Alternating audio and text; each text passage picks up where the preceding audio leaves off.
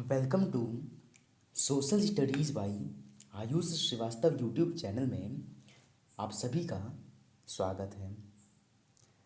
आ- आज हम सभी एक इम्पॉर्टेंट टॉपिक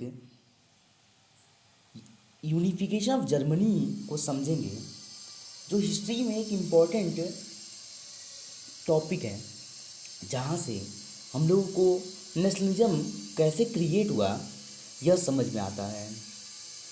कैसे क्या था, जर्मनी सबसे पहले रोमन एम्पायर के अंडर में आता था।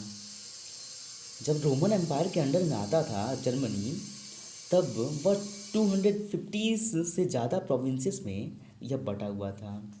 जब 250 से ज़्यादा रियासतों में या स्मॉल पार्ट में यह बटा हुआ था, तो इस कंट्री का यूनिफिकेशन हुआ और यह कंट्री जो डिफरेंट पार्ट में डिवाइडेड था, अब यह टोटल एक कंट्री बन गया।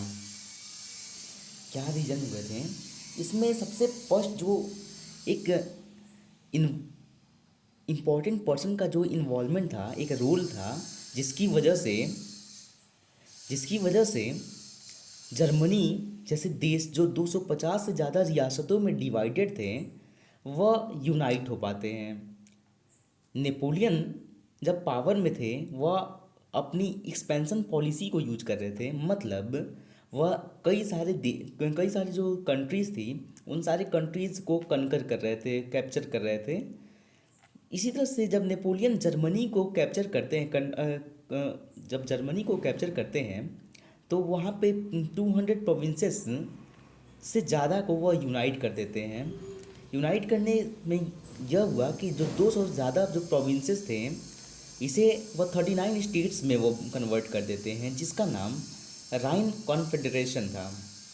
लेकिन 1815 में नेपोलियन डिफीट हो गए। डिफीट होने में उनको डिफीट करने में बहुत सारे कंट्रीज़ का इन्वॉल्वमेंट था, जैसे कि ऑस्ट्रिया, रशिया, ब्रिटेन, ऐसे ये सारे कंट्री के मेंबर्स आदमी मिल करके नेपोलियन को डिफीट कर देते हैं। जब नेपोलियन को डिफीट किए, तो ऑस्ट्रिया, उस टाइम पे ऑस्ट्रिया ने ही एक मीटिंग बुलाई थी, जो एक मीटिंग हुई ट्रीटी ऑफ वियना के नाम से। वियना क्या है? तो वियना ऑस्ट्रिया की कैपिटल सिटी है। नेपोलियन डिफीट हो गया। नेपोलियन के डिफीट होने के बाद फ्यूचर का यूरोपियन कंट्रीज़ कैसे होगा, इसके बारे में डिसाइड करने के लिए एक मीटिंग हुई, जहाँ पे कुछ अग्रीमेंट हुए फ्रांस के साथ में, बाकी जो दूसरे कंट्रीज़ के साथ में। इसी को ट्रीटी ऑफ वियना बोलते हैं। अब ट्रीटी ऑफ वियना की वजह से जर्मनी, जो एक पहले से जो 39 स्टेट्स में डिवाइडेड में यूनाइट हो पाया था, अब उस पर कंट्रोल ज़्यादा से ज़्यादा ऑस्ट्रिया का हो जाता है। ऑस्ट्रिया पे कंट्रोल हुआ, साथ में जर्मनी का एक रीजन प्रशिया, वो ज़्यादा पावरफुल हो पाया। इसके पीछे के रीजन यह थे कि जब ट्रीटी ऑफ वियना हुआ, उसमें बहुत सारे ऐसे रीजन रिसोर्सेज जहाँ पे अवेलेबल है, वह सारे रीजन जर्मनी को दे दिए गए।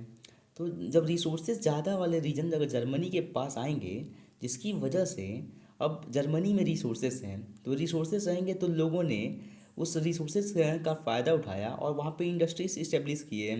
इंडस्ट्रीज लगे, तो जहाँ पे इंडस्ट्री लगे, जिसकी वजह से पॉपुलेशन वहाँ पे इंक्रीज हो रही थी। तो यह सब फैक्टर से यह पता चलता है कि अभी पूरे यूरोप में प्रशिया एक इम्पॉर्टेंट रोल प्ले कर रहा है, क्योंकि पॉपुलेशन में ये ज़्यादा हो गए हैं, इनके पास में रिसोर्सेस है, इनके पास में वेल्थ आ रहा है, तो पूरे यूरोप कंट्री पे इनका एक इन्फ्लुएंस देखने को मिलता है। ऐसे क्या क्या इफ़र्ट किए गए जिसकी वजह से जर्मनी का यूनिफिकेशन हो गया? सबसे पहले 1850 से पहले क्या क्या कुछ स्टेप लिए जा रहे थे, और 1850 के बाद क्या क्या स्टेप लिए गए हैं, हम लोग दो पार्ट में ऐसे समझेंगे। फर्स्ट पार्ट यह 1815 से पहले का है। एक एसोसिएशन, एक यूनियन बनाया गया, जिसका नाम बर्सनसेफ्ट है। अब बर्सनसेफ्ट एक यूनियन है यूनिवर्सिटीज़ के स्टूडेंट का, और यह सबसे पहले बनाया गया था जर्मनी के जेना यूनिवर्सिटी में। इन बच्चों का उद्देश्य यही था कि हम लोग मूवमेंट करेंगे, बच्चे सारे एक आंदोलन चलाएंगे, कॉन्टिन्यूस प्रोसेस में वह आंदोलन होगा, जिसकी वजह से जर्मनी का यूनिफिकेशन हो पाएगा। अब यह एक यूनियन बना तो ऑस्ट्रिया का कंट्रोल था जर्मनी पे। जर्मनी जर्मनी पे ऑस्ट्रिया का कंट्रोल था। इसी बात से ऑस्ट्रिया थोड़े से डर जाते हैं। ऑस्ट्रिया के जो लीडर थे वो डर जाते हैं। उन्होंने कुछ स्टेप लिए, जैसे वहाँ पे उन्होंने प्रेस को बैन कर दिया। स्टूडेंट यूनियन को इलीगल उन्होंने डिक्लेयर कर दिया कि कोई भी जो स्टूडेंट यूनियन है वह गैर कानूनी होगा। वह उसे पनिशमेंट प्रोवाइड किया जाएगा अगर वह यूनियन बनाते हैं, यूनियन की मेंबरशिप बढ़ाते हैं, या ऐसे मेंबर जो पर्सन सेफ्ट के हैं उनको यूनिवर्सिटीज़ में आगे पढ़ाई कंटिन्यू नहीं करने दिया जाएगा, उनको उस यूनिवर्सिटी से डिसमिस कर दिया जाएगा। और या कोई भी अगर रिवॉल्यूशन एक्टिविटीज़ में इन्वॉल्व रहता है तो उसे सजा दिया जाएगा। ऐसे ऑस्ट्रिया के जो चांसलर थे ड्यूक मैटरनिक है, वह ऐसी बातें बताते हैं। ले इसके बाद फिर क्या हुआ, 1830s एंड 1848 के टाइम पे पूरे यूरोपियन कंट्रीज़ में हम लोग को रिवोल्ट देखने को मिलते हैं। सबसे पहले यह जो रिवोल्ट हुआ था वह फ्रेंच कंट्रीज़ में स्टार्ट हुआ था। वहाँ पे रिवॉल्यूशन हुआ जिसकी जो फायर है वह स्प्रेड हो गई जर्मनी में भी, और जर्मनी में भी रिवोल्ट स्टार्ट हुआ जिसकी वजह से ऑस्ट्रिया उस टाइम पे पावरफुल था, उसने इस रिवोल्ट को सप्रेस कर दिया। इकोनॉमिक यूनिफिकेशन कैसे हुआ? अब जब इंडस्ट्रियल ग्रोथ हुआ, आर्थिक एकजुट जर्मनी कैसे हो पाया था? इंडस्ट्रियल ग्रोथ हुआ। अब इंडस्ट्रियल ग्रोथ होने की वजह से एक कैपिटलिस्ट क्लास जो थे वह इमर्ज हो पाया। ऐसे लोग जिसके पास में पैसे थे वह लोग इमर्ज हो पाए, वह लोग ज़्यादा पावरफुल थे। तो इनके पास में कुछ पॉलिटिकल पावर भी थी। इनकी कुछ डिमांड थी कि जर्मनी का यूनिफिकेशन होना चाहिए और जो भी रिस्ट्रिक्शंस लगे हुए हैं ट्रेड पे उसे बंद करना चाहिए। तो ये सारे लोग पॉलिटिकली पावर थे। यह लोग अपनी एसोसिएशन बनाकर, ऑर्गेनाइजेशन बनाकर लोगों को अवेयर करते हैं। जोलबरीन एक कस्टम यूनियन था जो 18 स्टेट्स को मिलाकर बनाया गया था, जहाँ पे टैक्स नहीं लगते, फ्री ट्रेड होता, टैक्स फ्री रहता। एक ऐसा 39 स्टेट्स या 18 स्टेट्स को मिलाकर एक जोलबरीन बनाया गया था। तो पहले जहाँ पे जर्मनी के डिफरेंट रीजन में डिफरेंट टाइप के टैक्सेस लगते थे, जिसकी वजह से अ, जो ट्रेडिंग क्लास के जो लोग थे उनको कभी फ़ायदे नहीं होते थे। तो उन लोगों ने अपने कस्टम यूनियन बनाए। कस्टम यूनियन का मतलब कि वे लोग जो व्यापारी हैं उनका एक यूनियन होगा, वह लोग टैक्स नहीं देंगे, वे लोग फ्री ट्रेड की डिमांड रखेंगे। ऐसे 18 स्टेट्स को मिलाकर बनाया गया। 1850s के बाद क्या क्या चेंजेस देखने को मिले, जैसे 1861 में फ्रेडरिक विलियम जो जर्मनी के किंग थे, फ्रेडरिक विलियम फोर, उनकी डेथ हो गई। उनके बाद काइजर विलियम फर्स्ट यह प्रशिया के किंग बनते हैं। 1861 में यह किंग बने और 1862 में इन्होंने बिस्मार्क को पीएम अपना बनाया। इनके पीछे का यह रीज़न था, केसर विलियम ऐसा मानते थे कि जो डेस्टिनी है या प्रशिया का जो भाग्य है वह डिपेंड करता है, वह बस उनकी आर्मी पर ही निर्भर है। आर्मी को बढ़ाना होगा क्योंकि प्रशिया में जो आर्मी थी वह 1814 एक्ट के वजह से थी। 1814 एक्ट और 1850s के टाइम पे प्रशिया की पॉपुलेशन 2 टाइम्स ज़्यादा इंक्रीज हो गई थी। अब पॉपुलेशन बढ़ेगी तो उसी रेशियो से आर्मी को भी बढ़ाना होगा, लेकिन आर्मी को यह नहीं बढ़ा पा रहे थे। आर्मी को बढ़ाने के लिए आर्मी के बजट को इंक्रीज करना होगा, बट वहाँ पे जो अप्रूवल लेना था, जब तक वह अप्रूवल नहीं लेंगे तब तक वह वहाँ के बजट को, आर्मी से या मिलिट्री के एक्सपेंडिचर बजट को वह कभी भी नहीं इंक्रीज या डिक्रीज कर सकते हैं। और वहाँ पे जो पार्लियामेंट्री बॉडी थी जिसका नाम चैम्बर ऑफ डिप्यूटीज़ था, उसने अप्रूवल देने से मना कर दिया। उसने बजट में कुछ भी चेंज करने से मना कर दिया। तब उसने डिनाइड किया, जिसकी वजह से जो काइजर विलियम फर्स्ट थे, काइजर विलियम फर्स्ट और वहाँ के जो जो पार्लियामेंट थी, दोनों के बीच में विवाद होना स्टार्ट हो जाता है, कन्फ्लिक्ट हो रहे थे। इसका सॉल्यूशन क्या था? तो काइजर विलियम फर्स्ट यही बताते हैं कि जो प्राइम मिनिस्टर हैं उन वह अपने प्राइम मिनिस्टर बिस्मार्क को 23 सितंबर 1862 को वह अपॉइंट करते हैं। उनको पता था कि बिस्मार्क उनके लिए कुछ अच्छी पॉलिसीज बना सकते हैं जिससे कि कंट्रीज़ में एक यूनिफिकेशन हो पाए। बिस्मार्क की पॉलिसीज़ क्या थी, इसको समझने से पहले हम लोग फर्स्ट पॉइंट अगर हम लोग कुछ समझते हैं क्या प्रॉब्लम था वहाँ पे। एक प्रॉब्लम था स्लेस्विग हॉलस्टाइन प्रॉब्लम। स्लेस्विग हॉलस्टाइन प्रॉब्लम का मतलब क्या हुआ, जैसे कुछ रीजन है, अगर बॉर्डर एरिया से समझा जाए, टॉप पे डेनमार्क देखने को मिलता है, उसके नीचे स्लेस्विग, उसके नीचे हॉलस्टाइन एंड उसके नीचे जर्मनी एंड उसके नीचे ऑस्ट्रिया। अब जो स्लेस्विग रीजन है वहाँ पे जर्मनी बोलने वाले लोग और डेन बोलने वाले लोग वहाँ पे देखने को मिलते थे। हॉलस्टाइन रीजन में जर्मन स्पीकर ग्रुप थे।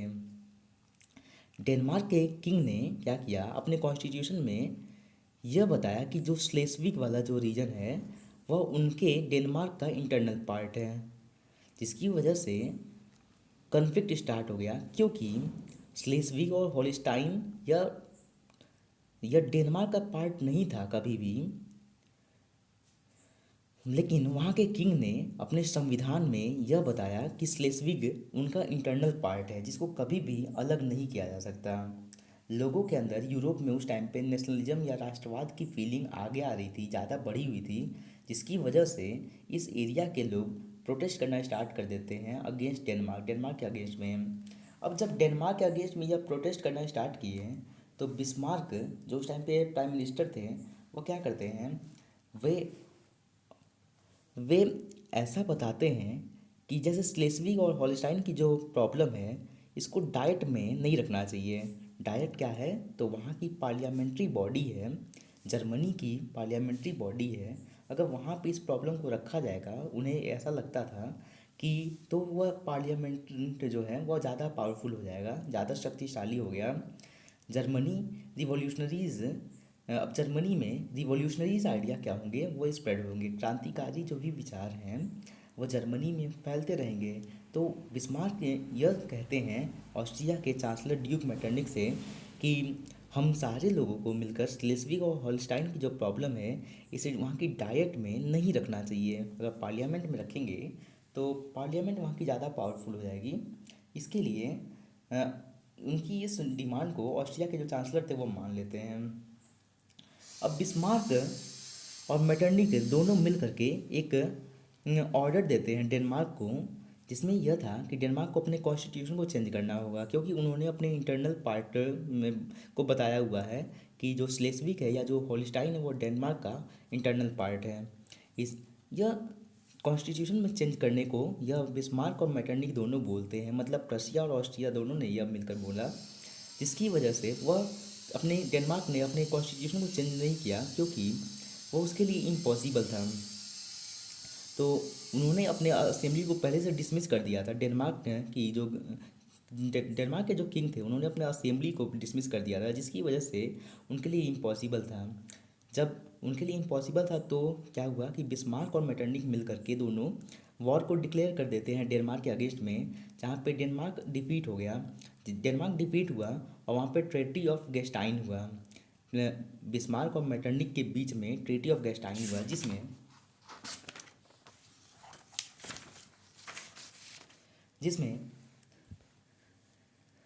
ट्रीटी ऑफ गेस्टाइन में जो स्लेस्विग का रीजन है वह जर्मनी को मिला, हॉलस्टाइन के रीजन को ऑस्ट्रिया ने ले लिया।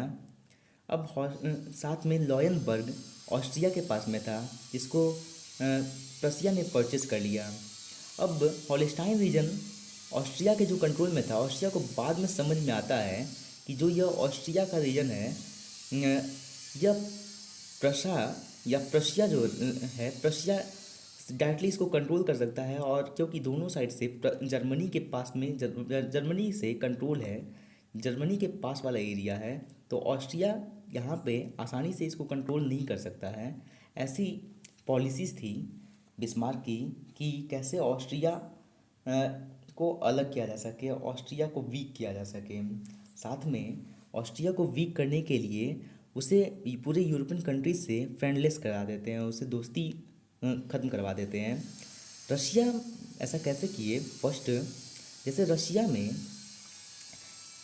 1863 में जो रशिया ने पोलैंड को ऑक्यूपाई करके रखा हुआ था, वहाँ पे पोलैंड में 1863 में रिवोल्ट होने स्टार्ट हो जाते हैं। जब वहाँ पे रिवोल्ट हुए तो रशिया का प्रशिया ने हेल्प किया, और जिसकी वजह से वहाँ पे रिवोल्ट को सप्रेस कर दिया गया। तो रशिया के जो जार हैं उन्होंने सपोर्ट किया, उन्होंने यह प्रॉमिस किया कि जब भी कभी ऑस्ट्रिया प्रशिया के बीच में वॉर होगा तो वे कभी भी रशिया कभी भी ऑस्ट्रिया का हेल्प नहीं करेंगे। सेकंड, फ्रांस एंड इटली से भी उनकी ऐसी अलायंस हो गई थी जिसकी वजह से ऑस्ट्रिया को साइड कर दिया गया। फाइनली ऑस्ट्रिया को वो डिफीट कर देते हैं। ऐसे करके ऑस्ट्रिया को साइड करके प्रॉब्लम क्रिएट करा के उसको वह फाइनली ऑस्ट्रिया को डिफीट कर देते हैं। और 1871 में जर्मनी का यूनिफिकेशन हो पाता है। 1871 में जर्मनी का यूनिफिकेशन हो पाया, पूरा जर्मनी एकजुट हो जाता है। Thank you. जय हिंद।